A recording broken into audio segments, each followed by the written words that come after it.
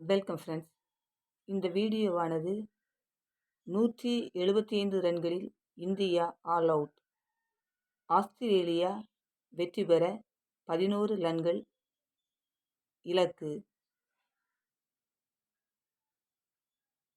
வாங்க வீடியோக்குள்ளே போகலாம். அடிலைட் போட்டியில் இரண்டாவது இன்னிங்ஸில் 175 ரன்களுக்கு இந்தியா ஆல் அவுட் ஆனது.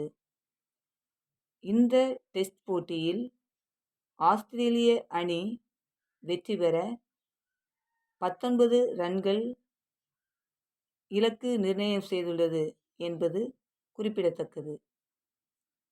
நன்றி. இந்த வீடியோவை லைக் பண்ணுங்கள், கமெண்ட் பண்ணுங்கள், ஃப்ரெண்ட்ஸ் அண்ட் ஃபேமிலிக்கு ஷேர் பண்ணுங்கள். தேங்க்யூ.